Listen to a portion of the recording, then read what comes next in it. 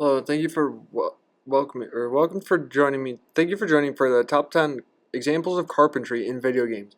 This list took me a very long time to understand because carpentry is difficult to understand. But after looking into it, I can understand now that that Mumbo's Mountain, that big fence, that's a feat of carpentry if I ever seen one. Next one is all the Skyrim buildings. Skyrim has a bunch of unique carpentry using like dovetail joints and things that definitely require like the use of a saw. And next one is from this like Monkey Island game or something like that. Did you see how they turned that pirate ship into a house? Did you see the border around that? Who built the border? Who built these Dutch houses? And even if you go back and play old King's Quest games, there's how'd they get the wood to bend like that?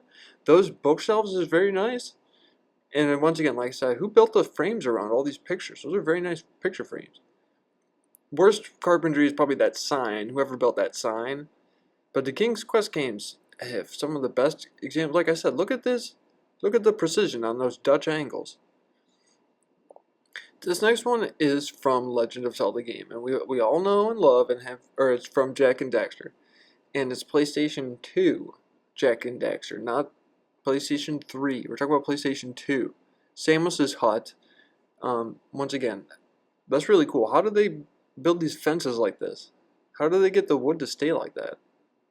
What did they do? Careful, danger, Pinocchio.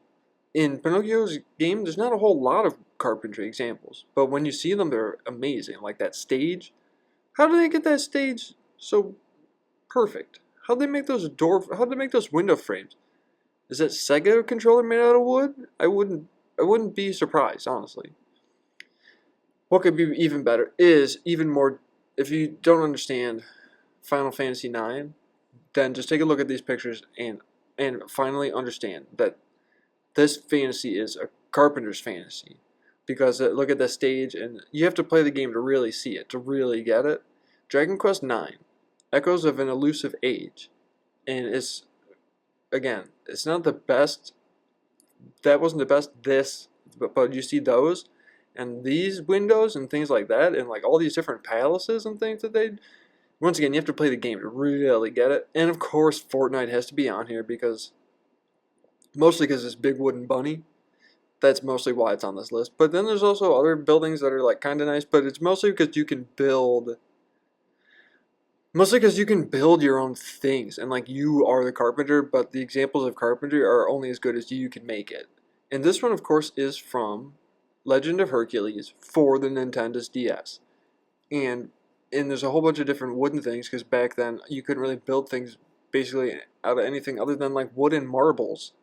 And that's what they did in Rome, in Italy.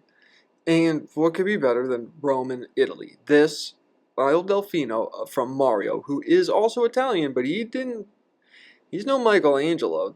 He's just a plumber, man. Whoever built these islands, maybe it was the Pinata guys or whoever, someone built this hotel. And it's got a really nice totem pole. It's got really nice cabanas. All the cabanas in Mario Sunshine are the best. And that bridge is strong enough to hold a watermelon that size. That's what's up.